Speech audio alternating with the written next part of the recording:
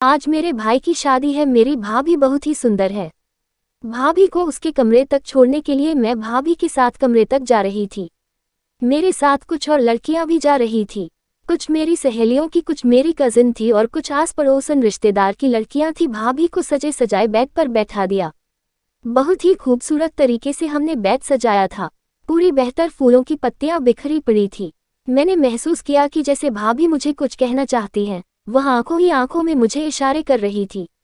मुझे बहुत ज्यादा हैरत हुई क्योंकि भाभी की और मेरी पहले कोई जान पहचान नहीं थी और ना ही कोई दोस्ती थी।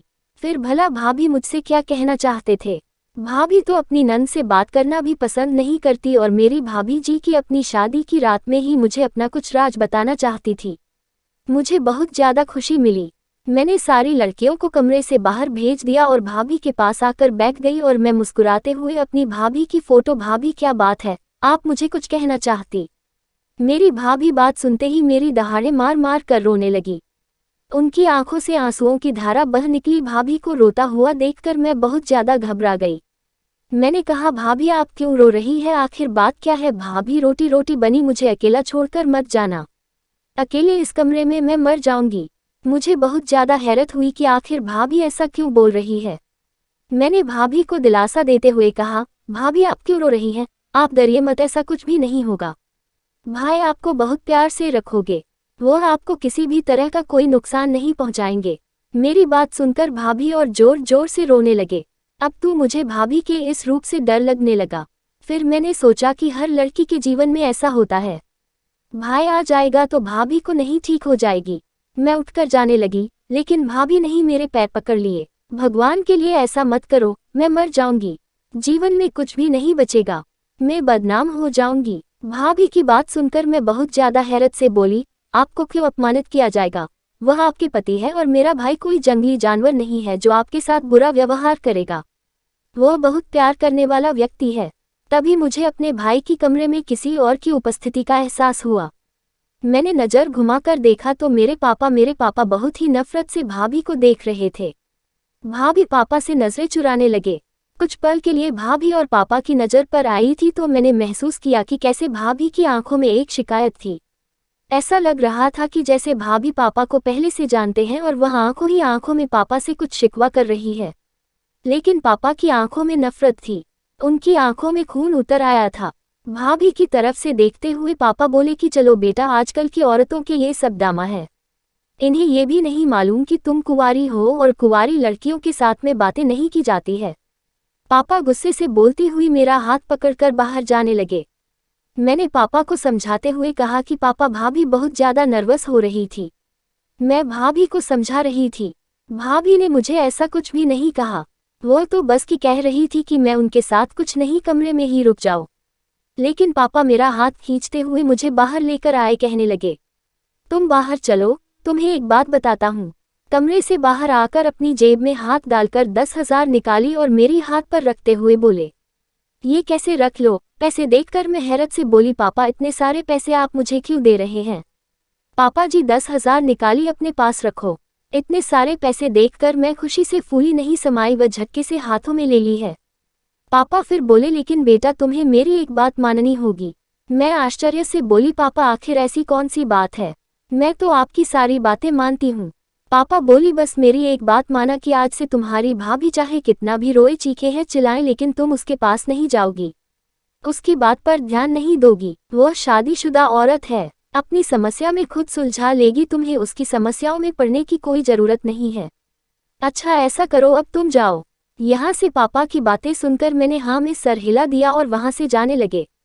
मैंने सोचा पापा मेरे साथ ही आएंगे, लेकिन यह नहीं कर मुझे हैरत हुई थी। पापा तो वहीं खड़े थे। मैंने मुड़कर देखा तो पापा भाभी के कमरे की तरफ जा रहे थे।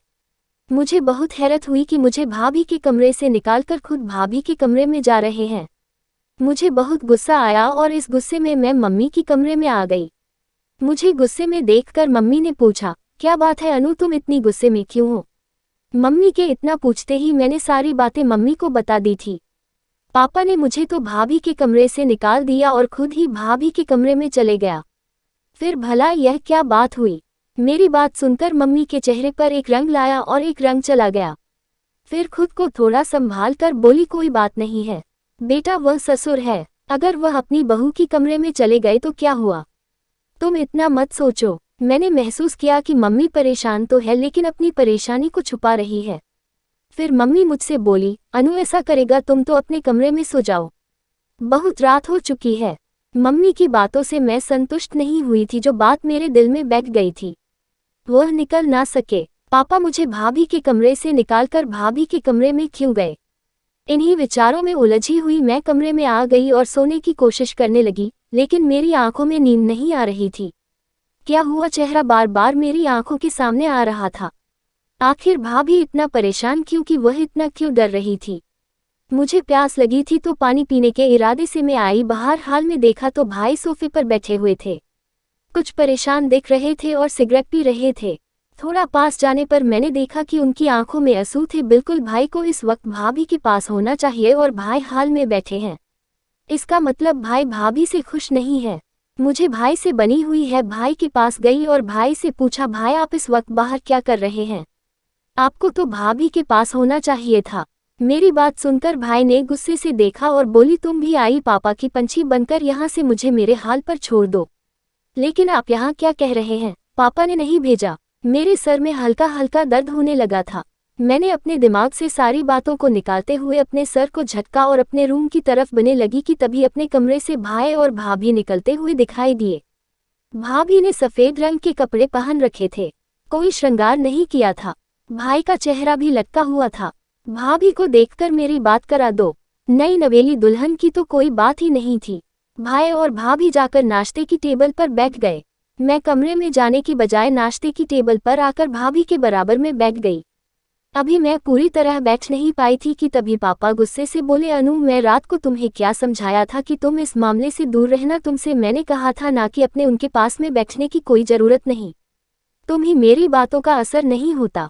शरीफ लड़कियां ऐसी नहीं होती कि उनके माता पिता जो बात कही उसे न माने। अपने बाप की बात मानना तुम्हारा फर्ज है। पापा की बात सुनकर भाई नहीं, बहुत ही गुस्सा तो पापा की तरफ देखा और बोले, पापा हम लोग इतनी शरीफ नहीं है। पापा की भाई की बात तो सुनी लेकिन उसे अनसुना कर दिया। मैं उनसे नहीं बैठी रही हो, नाश्ता करती रही। अभी नाश्ता करते हुए 10 मिनट ही हुए होंगे कि तभी बाहर दरवाजे पर किसी ने दस्तक दी। बाहर दरवाजे पर दस्तक का होना था कि भाभी के चेहरे पर हवाएं उड़ने लगी। उनका चेहरा है तुम सफेद पड़ गया। दरवाजा खोलने के लिए भाई और पापा गई, पीछे पीछे भाभी भी चली गई। मैं भी उनके पीछे पीछे जाने ही वाली थी कि मम्मी ने मुझे रोक लिया और बोली, तुमसे तुम्हारे पापा ने क्या कहा था कि जबरदस्ती बड़ों के बीच में टांग अड़ाने की कोई जरूरत नहीं है। यही बैठी रहो, नाश्ता करो और अपने कमरे में जाओ। पापा भैया और भाभी को बाहर गए। 15 मिनट हो चुके थे लेकिन वो अभी तक अंदर नहीं आए थे। पता नहीं इतनी देर तक क्या बातें हो रही थी। पता नहीं आने वाला इंसान कौन था। मम्मी चुपचाप बैठी नाश्ता कर रही थी, जैसी उन्हें कोई फर्क ही नहीं पड़ता। अब थोड़ी देर और बता रहा था कि तभी मुझे भाभी जोरदार चीखें सुनाई दी। मैं एकदम से उठकर बाहर की तरफ भागी। तभी मम्मी ने मेरा हाथ पकड़ लिया और बोली, अनु तुम्हें एक बार में समझ में नहीं आता, तुम्हें इस मामले से दूर रहना है। मैं रुआसी हो गई, बोली, मम्मी पता नहीं भाभी को क्या हो गया, वह क्यों पूछ रही है? हमें बाहर देखना चाहिए। मम्मी मेरी बातों का कोई जवाब नहीं दे रही, चुपचाप आंसू बहाए जा रही थी। मेरे चीखने चिल्लाने पर बस इतना बोला, अनु मैं कुछ नहीं कर सकती। मुझे अपने घर को बचाना है, उसे तोड़ना नहीं है। मैं मजबूर हूँ। अनु मैं कुछ नहीं कर सकती। पापा और भाई ने ही बाहर से दरवाजा लगा दिया था। मैं दरवाजे को जोर जोर से पीट रही थी लेकिन कोई दरवाजा नहीं खोल रहा था। भाभी की चीख अब और जोर से आने लगी थी। वह बार बार चीख रही थी। लगभग 2-3 घंटे के बाद पापा ने दरवाजा खोला और वह तीनों अंदर आएगी। भाभी अपने कमरे की तरफ चली गई।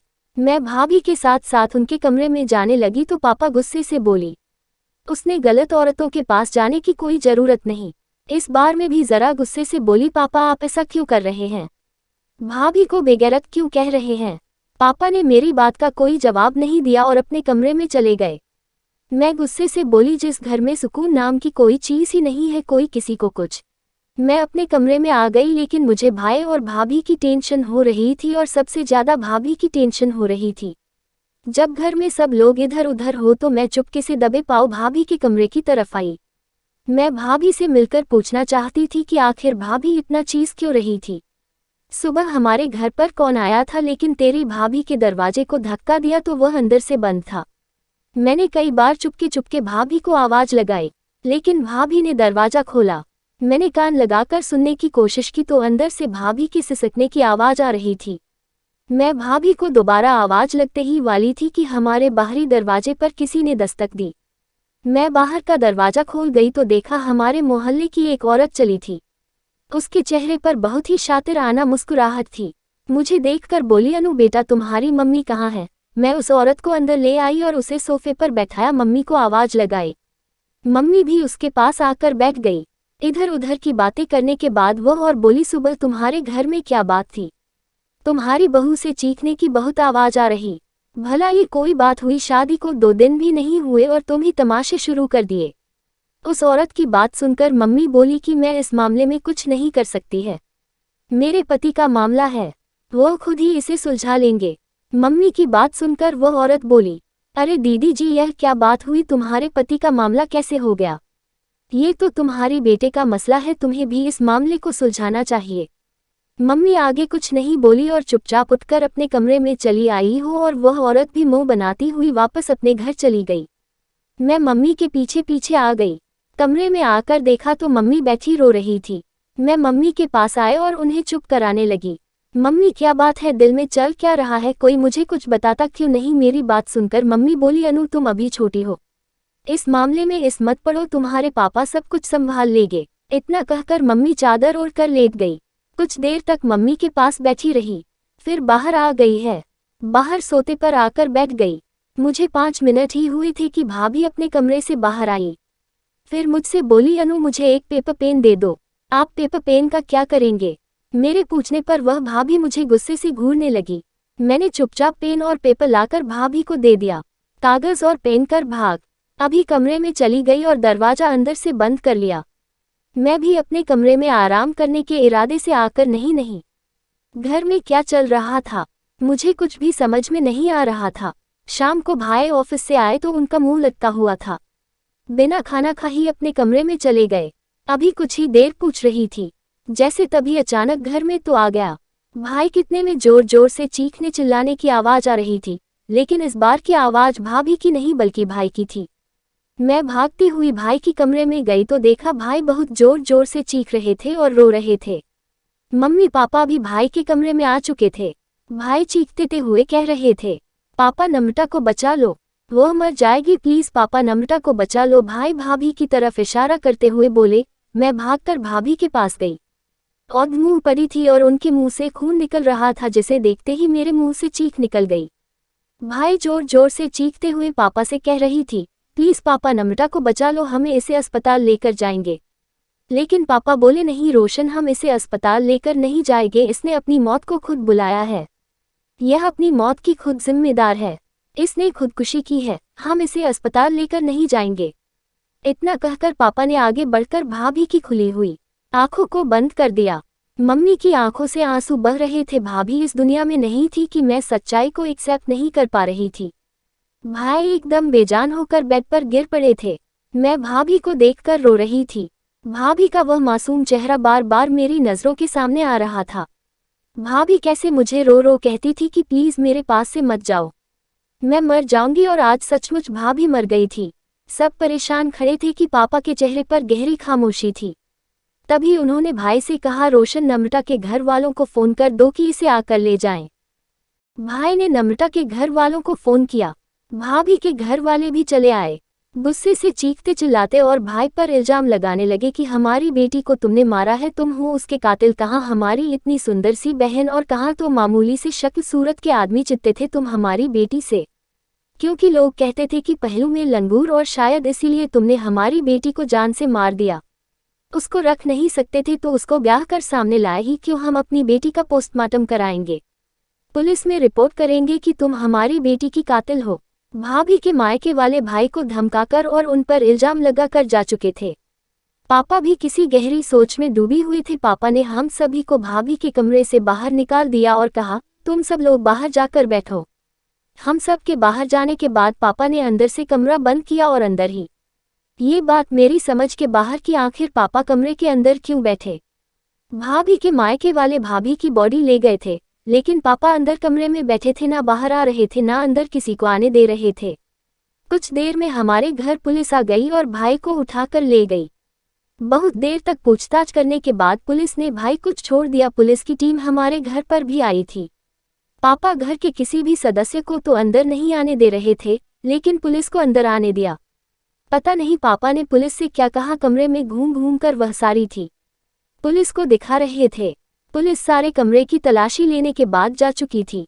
मम्मी और भाई का रो रो कर बुरा हाल था। पापा भी चुपचाप से बैठे थे। आंखें मुझसे नहीं रहा गया तो मैं गुस्से से, पत्नी तुमने मुझे कुछ बताती क्यों नहीं हो? घर में क्या चल रहा है? मुझे कुछ भी नहीं मालूम। अब मैं इतनी भी बच्ची नहीं हूं कि घर के मामलों में दखल दूं। मेरी भी शादी की उम्र है, मुझे भी हक है इस घर में क्या हो रहा है ये सब कुछ जानने का। हो रहा आप लोग हैं कि मुझे कुछ बताते ही नहीं है। पापा कुछ देर तक मेरी तरफ नहीं देखते रहे, फिर हाथ पकड़कर मुझे अपने पास बैठा कर बोले, आओ अनु, मैं तुम्हें सब कुछ बताता हूँ। तुम जानती हूँ मोहल्ले में कैसी कैसी बातें हो रही है। अभी किसी के घर की इज्जत थी, लेकिन अब नम्रता ने इस दुनिया से जा चुकी है। लोग उसके बारे में तरह तरह की बातें बना रहे हैं, लेकिन हमें उनका भरम रखना होगा ही। कहते कि पापा ने एक पत्र मेरी तरफ बढ़ा दिया। पत्र हाथ में लेती ही मैं फौरन पहचान गई कि ये वही कागज था जो कल रात मैंने भाभी को दिया था। मैंने कांपते हाथों से, वो फर्क नहीं पड़ने लगी। उसको पढ़ते पढ़ते मेरे पैरों के नीचे से जमीन भी निकलती जा रही थी। उस पत्र को प्रणाम बहुत ज्यादा मुश्किल हो रहा था क्योंकि नीचे अंधेरा छा रहा था। सच्चाई जानकर हैरत से मेरी आंखें फटी की फटी रह गई थी। खत पढ़ने के बाद में समझ में आया कि भाभी उस दिन मुझे अपने साथ रखने के लिए क्यों कह रही थी। वो क्यों कह रहे थे कि मैं बदनाम हो जाऊंगी, मैं मर जाऊंगी, मुसीबत से बचा लो, मुझे मरने से बचा लो। रात भर गई थी। मैंने वो पापा के हाथों में पकड़ा दिया और कांपते हुए हाथों में बोली, पापा लेकिन उनका नाम तो आपने बताया ही नहीं, तो इन सब के पीछे जिम्मेदार था। पापा बहुत ही उदासी से बोली, अनु तो क्या तुम भी अपने भाई की तरह मुझे भी वो कसूरवार समझ रही हो? मैं बोली, नहीं पापा, मैं आपको कसूरवार नहीं ठहरा रहे।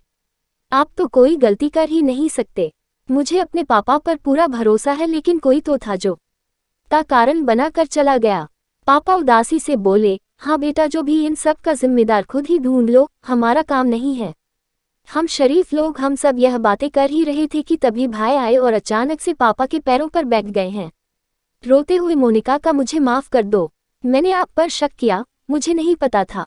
नम्रता ऐसी औरत है, जब उसने आप इल्जाम लगाया तो मुझे उसकी बातों पर विश्वास। रोते हुए मुझे बताया था कि तुम्हारे पापा मुझे डराते हैं, हम कहते हैं और मेरे साथ नाजायज संबंध बनाना चाहते हैं। नम्रता ने मुझे अपने करीब नहीं आने दिया था और ना ही मुझे पति का दर्जा दिया था।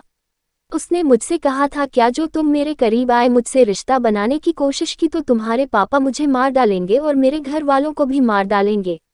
उन्होंने मुझे धमकी दी है कि मेरे बेटे से दूर रहना। मुझे नम्रता की बातों पर ना चाहते हुए भी यकीन हो गया था और इसीलिए उस रात में बाहर परेशान घूम रहा था। मैंने आपके लिए एक गिफ्ट को आग लगा दी थी। मैं बहुत ज्यादा तनाव में था, लेकिन मरते हुए नम्रता ने मुझे सब कुछ बता दिया था कि तुम्हारे पापा बेगुनाह हैं। तुम्हारे पापा को तो मैं जानती भी नहीं थी, बल्कि मेरा रिश्ता तो मेरे फेद से था। वह मेरे साथ मेरे कॉलेज में ही पढ़ता था। हम दोनों में आपस में प्यार हो गया था और हम दोनों पति पत्नी की तरह रहने लगे थे। शादी नहीं हुई थी, लेकिन जल्दी शादी करने वाले थे।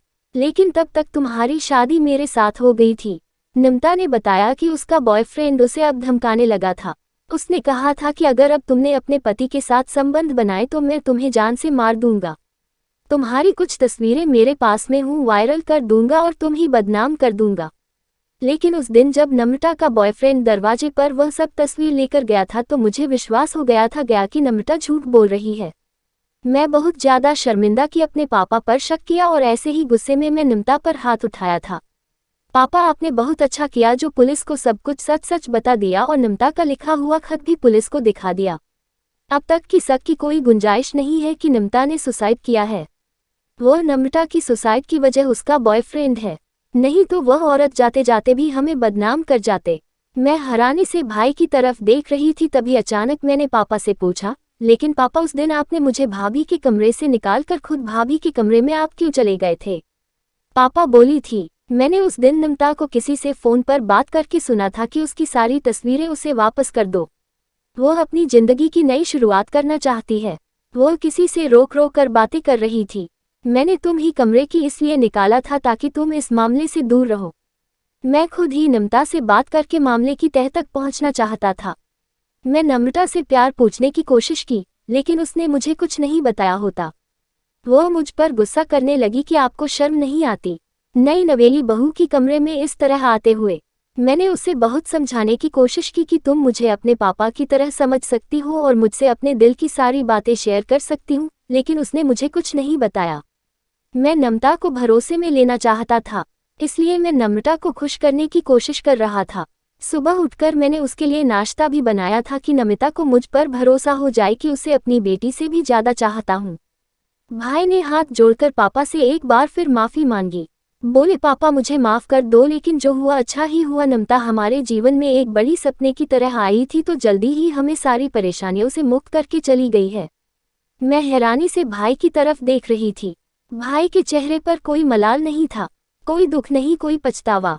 सच कहती है, जो औरत अपने पति से वफा ना करे, उस औरत की मर्द कभी इज्जत नहीं करता, तो चाहे वह कितनी भी खूबसूरत क्यों ना हो और फिर चाहे कितने ही बड़े बाप की बेटी हो।